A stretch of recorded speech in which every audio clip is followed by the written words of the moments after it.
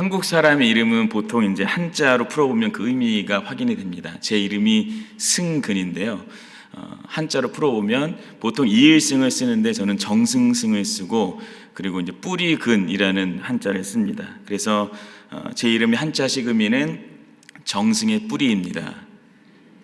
별로 관심도 없으신 것 같고 궁금하지 않으셨다는 그런 표정을 보내시니까 저도 뭐라 드릴 말씀이 없는데, 어렸을 때부터 제 이름에 나름의 의미가 있었다고 생각했습니다. 정승의 뿌리, 뭔가 좀 그렇게 들리잖아요. 그런데 제가 어렸을 때 더 많이 불렸던 이름은 사실 다른 이름이었습니다. 그 당시 개그맨 김정열 씨가 혜성같이 등장했는데요, 다리를 흔들면서 이런 유행어를 만들어냈습니다. 숭구리당당 숭당당 수구수구당당 숭당당. 그래서 그때부터 제 이름은 꽤 오랫동안 숭구리로 불렸습니다. 지금 이해가 안 되시는 분은 없으신 거죠? 네. 얼마나 귀에 착착 감기던지 즐거웠던 추억들이 생각납니다. 그렇다고 굳이 저를 앞으로 숭구리라고 부르실 필요는 없다는 말씀도 또 드리겠습니다. 생각해보면 한 사람의 이름은 그 사람에 관한 상징성을 갖습니다. 그 어떤 이름을 불렀을 때 상징되는 어떤 이미지나 어떤 의미가 주어진다는 거죠. 그러니까 그 사람과 전혀 관계가 없는 게 아니라 이 이름과 그 사람이 참 오묘하게 절묘하게 매치가 된다라는 생각을 하게 되는 겁니다. 그런데 이러한 이름의 의미는요, 인간에게 적용되기 이전에 인간을 창조하신 하나님께로부터 시작이 되었습니다. 창세기 1장을 보면 천지를 창조하신 하나님의 그 전지전능하신 모든 것이 가능하신 하나님을 표현할 때 엘로힘이라는 단어를 쓰죠. 이름을 씁니다. 그런데 하나님께서는요, 그분의 전지전능하신만을 나타내시는 분은 아니었습니다. 하나님께서 택하시고 사랑하시고 인도하시는 이스라엘 백성을 어떻게 신실하게 인도하시는지를 보여주시면서 야훼라는 이름도 주십니다. 구약시대의 사람들은 야훼, 이 이름 자체가 너무나 거룩한 단어였기 때문에 야훼라 직접 부르지 못하고 아도나이라고 이제 불렀습니다. 하나님께서 나의 주님이 되신다라는 뜻입니다. 근데 이 야훼라는 단어와 아도나이라는 단어의 자음과 모음이 합쳐져서 여호와라는 단어를 사용하기도 했습니다. 그래서 우리가 잘 아는 대로 치료의 하나님은 여호와 라파라고도 부르기도 하고요, 여호와 니시라고 했을 때 여호와께서 나의 깃발이 되신다, 이제 그런 의미를 가진 이름으로도 쓰입니다.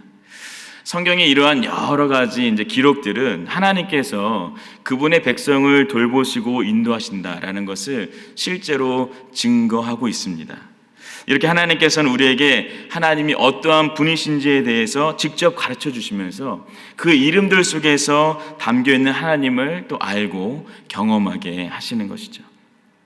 간절히 바라기는 성경이 소개하는 이 하나님의 이름이 글로만 적혀 있는 것이 아니라 우리 한 사람 한 사람의 경험하는 아도나이, 나의 주님이 되시기를 소망합니다. 오늘 함께 읽은 말씀은 모세가 시내산에서 받은 10계명 중에 세 번째 계명에 해당하는 내용입니다. 그 내용은 바로 너는 내 하나님 여호와의 이름을 망령되게 부르지 말라입니다. 이 말씀을 처음 대할 때 마음에 이제 부딪히는 그 내용이 있더라고요. 그게 뭐냐면 내가 어떻게 하나님에 의해서 창조되었고 당연히 하나님을 믿는 사람인데 어찌 내가 하나님을 망령되게 일컫는 삶을 살겠는가? 그렇게나 중대한 죄를 지으려면 교회에 다닐 일도 없고 하나님의 자녀가 될 일도 없고 예수 믿을 일도 없는 사람이야 가능한데 하나님께 반항하는 사람이 아니고서야 어떻게 이런 삶을 살겠는가라는 질문이 들어오는 겁니다. 근데 잘 생각해 보면요, 하나님께서 이 계명을 누구에게 주신 걸까요? 모세와 이스라엘 백성입니다. 그래서 출애굽기 20장 2절에도 이런 말씀이 있습니다. 한번 같이 읽겠습니다. 나는 너를 애굽 땅 종 되었던 집에서 인도하여 낸 내 하나님 여호와니라. 아멘. 그러니까 10계명의 1차적인 대상은요, 하나님을 모르는 사람이 아닙니다. 하나님의 절대적인 주권과 능력으로 애굽에서 나왔고 홍해까지 건넌 사람들에게 10계명이 주어진 것이죠. 이것이 의미하는 게 무엇일까요? 하나님께서 직접 새겨서 주신 그 10가지 계명 중에 단 하나라도 우리와 상관없는 것이 없다는 겁니다. 나와 동떨어진 것이 아니라 나에게 직접 해당되는 말씀들이라는 거죠. 자, 이런 관점으로 우리가 세 번째 계명을 대하면 우리에게 더 깊이 있는 의미로 다가오는데요. 여호와의 이름을 망령되게 부르지 말라라고 합니다. 여기서 망령되다라는 것은 헛되게 혹은 귀찮게 혹은 쓸모없게라는 의미를 갖습니다. 그렇다면 과연 어떤 경우에 그런 현상이 나타날까요? 이 세 번째 경우에서 동사, 중요한 동사 하나 있는데 그것이 뭐냐면 부르다라는 단어가 나옵니다. 여기서 부르다라는 단어는요, 단순히 우리가 입술의 표현으로, 입술의 고백으로 누군가를 부르다라는 뜻이 아니라 사용하다라는 뜻도 같습니다. 그러니까 여기서 말하는 것은 어떤 거냐면 내가 하나님의 이름을 헛되거나 아니면 하찮게 혹은 쓸데없이 사용하는 경우를 말하는 겁니다. 그래서 성경을 찾아보면요, 정말 여호와의 이름을 단순히 입으로 부른 게 아니라 어떻게 사용하느냐에 따라서 그 이름 자체를 하찮고 헛되게 만들어버리는 장면들이 실제로 나옵니다. 레위기 19장 12절인데요. 제가 한번 읽겠습니다. 너희는 내 이름으로 거짓 맹세함으로 내 하나님의 이름을 욕되게 하지 말라. 나는 여호와이니라. 하나님의 이름을 어떻게 사용할 때 하나님의 이름이 욕되게 된다는 겁니까? 거짓 맹세를 위해서 사용될 때 하나님의 이름을 욕되게 한다는 겁니다. 맹세라는 것은 절대적으로 옳은 것이고 거짓이나 흠이 하나도 없다, 이것을 증명하기 위해서 행하는 행동이죠. 근데 거짓된 것임에도 불구하고 그것이 옳다는 것을 증명하기 위해서 가장 높은 존재의 이름인 하나님의 이름을 걸고 증명하는, 맹세하는 겁니다. 이런 상황일 때 하나님의 이름이 망령되게, 하나님의 이름이 욕되게 된다는 거죠. 또 다른 경우 하나가 예레미야 14장 14절에 있는데요. 이렇게 되어 있습니다. 여호와께서 내게 이르시되 선지자들이 내 이름으로 거짓 예언을 하도다. 나는 그들을 보내지 아니하였고 그들에게 명령하거나 이르지 아니하였거늘 그들이 거짓 계시와 점술과 헛된 걸과 자기 마음의 거짓으로 너희에게 예언하는도다. 단순히 사람들 앞에서 맹세하는 것만이 아닙니다. 심지어 선지자를 일컬어지는데도 불구하고 거짓 예언을 하는 거예요. 근데 그것을 하나님의 이름으로 선포하는 겁니다. 하나님께서는 이러한 모습들이 바로 하나님의 이름을 망령되게 하는 일이다라고 말씀하는 거예요. 근데 이 모습들의, 이 행위들에 대해서는 분명한 책임이 따릅니다. 예레미야 14장 15절 말씀을 같이 한번 읽겠습니다. 그러므로 내가 보내지 아니하였어도 내 이름으로 예언하여 이르기를 칼과 기근이 이 땅에 이르지 아니하리라 하는 선지자들에 대하여 여호와께서 이와 같이 말씀하셨노라. 그 선지자들은 칼과 기근에 멸망할 것이요. 아멘. 그러니까 10계명의 제3계명에 쓰여진 대로 여호와는 그의 이름을 망령되게 부르는 자를 죄 없다 하지 아니하리라. 반드시 그에 대한 죄를 물으신다는 것을 성경은 명확하게 보여주고 있습니다. 근데 사실 이 두 가지 장면만 보면요, 여전히 이 제3계명과 우리가 조금 거리가 있어 보입니다. 우리가 아무리 그래도 이 사람들과의 관계 속, 대화 속에서 하나님의 이름을 걸고 맹세하는 경우는 별로 없잖아요. 그렇죠? 그런데 마태복음에 기록된 예수님 말씀을 보면요, 우리의 삶이 10계명의 세 번째 그 계명과 결코 멀지 않다라는 것을 확인하게 되는데, 조금 길지만 한번 읽어보겠습니다. 마태복음 5장 33절에서 36절 말씀. 또 옛사람에게 말한 바 헛맹세를 하지 말고 내 맹세한 것을 주께 지키라 하였다는 것을 너희가 들었으나 나는 너에게 이르노니 도무지 맹세하지 말지니 하늘로도 하지 말라. 이는 하나님의 보좌임이요 땅으로도 하지 말라. 이는 하나님의 발등상이요 예루살렘으로도 하지 말라. 이는 큰 임금의 성임이요 내 머리로도 하지 말라. 이는 내가 한 터럭도 희고 검게 할 수 없습니다. 아멘. 예수님께서 처음 이 말씀을 시작하시면서 구약의 율법에 나와 있는 맹세에 관해서 언급을 하십니다. 구약에서는 단순히 맹세하지 말라라고 명령하지는 않거든요. 오히려 맹세를 하되 거짓 맹세하지 말라는 것과 하나님께 맹세한 것은 반드시 지키라는 말씀을 하죠. 그런데 예수님께서는 그러한 맹세마저도 하지 말라는 말씀이에요. 하늘로도 하지 말고 땅으로도 하지 말라. 예수님께서 이렇게까지 말씀하시는 이유가 무엇일까요? 예수님은 사람들이 하늘이든 땅이든 심지어 자신의 머리로도 맹세하지 말라라는 그 본질적인 이유를 37절에 이렇게 밝히십니다. 같이 한번 읽겠습니다. 오직 너희 말은 옳다 옳다 아니라 아니라 하라. 이에서 지나는 것은 악으로부터 나느니라. 아멘.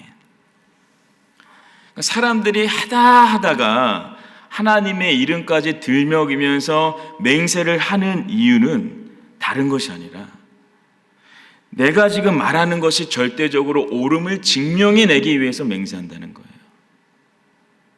내 말이 틀리지 않았다는 것을 내세우기 위해서 나보다 뛰어나거나 월등한 존재의 이름을 빌리는 겁니다. 지금 내가 말하는 말의 신빙성을 높이기 위해서 그렇게 한다는 거예요. 예수님의 말씀은 무슨 말씀이에요? 그렇게 하지 말라는 겁니다. 너희의 말이 더 옳게 보이려고, 합당하게 보이려고, 분명하게 보이려고 맹세하지 말라는 겁니다. 그저 옳은 것은 옳다고 말하고 아닌 것은 아니다 라고 말하라고 말씀하시죠. 지금 내가 말하는 것을 옳게 보이려고, 더 낮게 보이려고 하나님의 이름을 오용하지 말고 그저 옳으면 옳은 대로, 또 아니면 아닌 대로 정직하게 살라는 겁니다. 거짓을 감추고 두려움을 숨기기 위해서 맹세하지 말라는 겁니다. 오히려 그것을 감추고 숨기려고 하나님의 이름을 잘못 사용하면 그분의 이름이 망령되의 일컬음을 받는다라는 뜻인 것이죠. 그러니까 인간의 내면을 훤히 들여다보시는 예수님의 말씀인 겁니다. 근데 말씀을 준비하면서 이런 생각이 들었습니다. 과연 우리의 삶이 그때그때마다 옳으면 옳다, 아니면 아니다 라고 말하는 것이 쉬운 세상인가? 정작 그런 순간이 찾아왔을 때 흔들리지 않고 정직하게 상황을 맞이하는 게 얼마나 어려운지 모릅니다. 제가 미국에 온 지 얼마 안 돼서 한 교회에서 사역을 할 때였습니다. 어느 집사님 댁에서 소그룹 모임을 마치고 이제 집으로 각자 헤어지는 시점이었습니다. 당시에 이제 모임이 잘 끝났어요. 은혜 가운데 모임이 잘 끝나고 서로 간에 이제 축복하면서 작별 인사를 했는데요. 지금 생각해도 왜 그랬는지 모르겠는데 그때 제 차 앞과 뒤로 주차된 차들이 있었거든요. 근데 뭐가 그렇게 급했는지 저도 모르게 바로 엑셀레이터를 그냥 밟아버린 거예요. 그래서 앞차를 들이받은 겁니다. 지금 이 상황이 그려지시는지 모르겠어요. 집사님 댁에서 다 나와가지고 막 서로 축복하고 기쁘게 반갑게 인사한 거예요. 막 허그하고 막 잘 가세요, 우리 또 봐요, 막 이렇게 보고 싶을 거예요 했는데, 그리고 나서 얼마 안 돼서 시동을 켜자마자 바로 앞차를 들이받은 겁니다. 제가 너무 놀라서 차에서 내렸는데 더 놀랐던 건 이미 집사님들이 제 차를 둘러싸고 계신 거예요. 그래서 앞차를 보니까 조금 오래된 차인데 범퍼가 조금 들어간 것 같았습니다. 사람은 없었습니다. 근데 그때 예수님은 어떻게 하셨을까? 이런 질문 안 생기더라고요. 이 상황을 어떻게 처리할까? 이 질문만 거듭 들었습니다. 근데 그때 옆에 계시던 집사님이 이렇게 말씀하시는 거예요. 목사님, 그냥 가셔도 되겠는데요? 저는 그 얘기가 정말 위로가 되더라고요. 주님이 말씀하신 것처럼 들렸습니다. 근데 그 상황에서 그냥 갈 수가 없는 거죠. 그래서 집사님들이 다 계시니까 시키지도 않았는데 차에 막 들어가가지고 메모지를 찾아서 꺼냅니다. 그리고 거침없이 뭐라 이렇게 얘기를 했습니다. 차주에게 미안하다 하면서 내가 모든 것을 책임지고 보상하겠다라는 글을 막 쓰는 거죠. 제가 글을 잘 써서가 아니라 자꾸 집사님들이 옆에서 필요한 단어를 불러주시는 거예요. 그래가지고 정말 없던 문장력까지 생겨가지고 막 그 문장을 굉장히 아주 완성도 있게 만들어 놨습니다. 근데 정말 마지막 고백이 언제 왔냐면 전화번호를 쓰는데 7자를 1자로 쓰고 싶은 거예요, 이게. 그렇게 메모를 차에다 남겨두고 왔습니다. 결국 며칠이 지나도 다행히 전화는 오지 않았습니다. 다른 집사님들은 눈치를 못 챘어도 저만 아는 속사정이 있었던 거죠. 혹시나 전화가 와서 책임을 물을 것에 대한 그 불안과 염려로 인해서 부들부들 떨었던 그 제 손을 기억하는 거죠.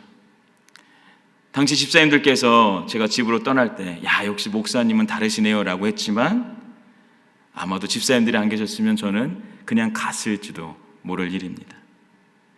오늘 말씀을 준비하면서 그때 생각이 퍼뜩 떠올랐습니다.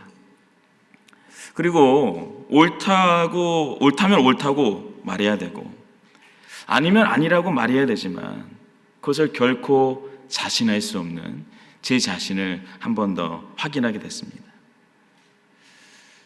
마태복음 26장을 보면 예수님이 십자가에 달려 죽으시기 전에 신문 받으실 때 베드로가 그 마당 뜰까지 찾아오죠. 그때 베드로에게 누군가 와서 말하기를 예수와 함께 있던 사람이라고 합니다. 그러자 베드로가 처음에는 아니라고 말을 하죠. 그래서 다른 여종이 와서 묻고 또 다른 여종이 묻자 결국 어떻게 해요? 그가 맹세하고 심지어 저주까지 하면서 나는 예수를 모른다고 결백을 주장합니다.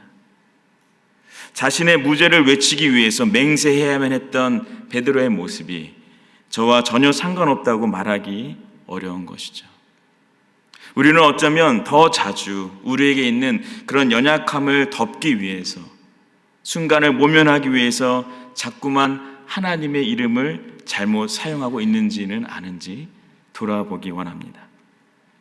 제가 어젯밤에 이제 설교문을 정리하는데 마음이 점점 무거워졌습니다. 과연 오늘 본문의 말씀을 잘 지키는 게 정말 가능한 일인가? 그렇다면 시도 때도 없이 여호와 하나님의 이름을 훼손하는 삶이 이어지는 이 삶의 현실을 어찌해야 하나 싶은 겁니다. 더군다나 제3계명에서 하지 말아에다 덧붙여서 이 계명을 어겼을 때 반드시 그 대가가 있을 거라는 마음을 들으니까 이 마음이 편치가 않은 거예요. 근데 오늘 본문인 출애굽기 20장 7절 말씀을 읽으면서 한 가지 분명하게 깨닫게 된 것이 있습니다. 이 말씀이 오히려 우리에게 소망의 능력을 허락하신다, 이걸 확신하게 됐는데요. 출애굽기 20장 7절에서 너는 내 하나님 여호와의 이름을 망령되게 부르지 말라라는 말씀을 ESV 성경으로 보면은 이렇게 되어 있습니다. You shall not take the name of the Lord your God in vain. 이라고 되어 있거든요. 이 문장이 분명히 하나님의 말씀인 세 번째 계명인 거죠. 그런데 이 문장을 보면요, 이 땅을 살아가는 성도들이 적용할 수 있는 신앙의 중요한 원리를 하나 발견할 수 있습니다. 바로 이 문장에서 부정문을 만드는 not을 빼고요, 망령됨이라는 단어인 vain을 영광을 뜻하는 glory로 바꿔보는 겁니다. 그럼 어떤 문장이 될까요? 이런 문장이 됩니다. You shall take the name of the Lord your God in glory. 너는 내 하나님 여호와의 이름을 영광 가운데 사용하라. 어떻게 해요? 우리의 옳음과 우리말의 신빙성과 우리 자신의 확고함을 증명하는데 하나님의 이름을 사용하는 게 아닙니다. 우리의 약함과 거짓을 감추고 우리의 모난 것들을 포장하려고 그분의 이름을 사용하는 것도 아닙니다. 오히려 우리의 부정직함과 우리의 부도덕함과 우리의 불완전함에도 자녀 삼아주신 하나님이 나의 주님이 되심을 고백하는 겁니다. 동시에 그분께 나 자신을 주님께 맡겨드리면서 하나님이시여 이 불쌍한 영혼을 도와주옵소서. 주님, 저에게 주님의 자비와 긍휼을 오늘도 베풀어 주옵소서 라고 고백하는 겁니다. 우리야말로 한치 앞을 내다보지 못하고 자신만만했던 베드로와 같은 사람이라고 고백하면서 우리를 다스리시고 인도하시길 구할 때 예수님이 결국 베드로를 찾아오셨던 것처럼 아도나이, 나의 주님이라고 고백하는 우리를 하나님께서도 동일하게 찾아오실 줄 믿습니다. 말씀을 맺습니다. 우리가 처한 상황에서 정직하게 산다, 정직하게 행한다라는 말은요, 바꿔 말하면 그 상황 속에서 우리가 무언가를 할 수 있는 일이 거의 없다라는 의미가 되기도 합니다. 그 상황 자체를 바꾸거나 그 상황 안에서 다른 일들을 만들어내는 게 어려운 것이죠. 오히려 그 현실을 그대로 받아들여야 한다는 것을 의미합니다. 그러나 이것이 결코 무모하거나 무의미한 것이 아닌 이유가 무엇일까요? 우리가 상황을 바꿀 수는 없지만 하나님께서 그 상황을 사용하실 수는 있습니다. 요셉이 그의 형들을 죄했을 때 했던 얘기들을 기억하시나요? 그가 형들에게 담담히 말하죠. 당신들은 나를 해하려 했으나 하나님은 그것을 선으로 바꾸셨습니다. 우리가 상황 속에서 정직할 수 있고 정직해야 하는 이유는 그 상황을 통해 누리는 나의 유익이 아니라 그 상황마저도 사용하셔서 선을 이루시는 하나님이 계시기 때문입니다. 그 신실하신 주님이 아도나이, 나의 주님이시기 때문에 나의 연약함과 부족함 앞에서 도망치지 않습니다. 어려운 상황을 회피하지 않습니다. 그곳에서 나의 주님을 찾습니다. 그리고 나를 주관하시도록 이 상황 가운데서 나를 선한 길로 인도하시도록 기도하는 겁니다. 무더위가 한창이었던 여름을 지나서 이제 일상으로 복귀하는 이때 우리가 다시 한번 스스로 돌아보기 원합니다. 아도나이, 나의 주님의 이름을 우리는 얼마나 존귀하게 여기며 얼마나 주님의 이름을 높이며 살아오고 있습니까? 우리의 모습이 어떠하든 간에 그 모습 그대로 그 자리 그곳에서 주님의 이름을 높여드리는 삶을 살아가길 소망합니다.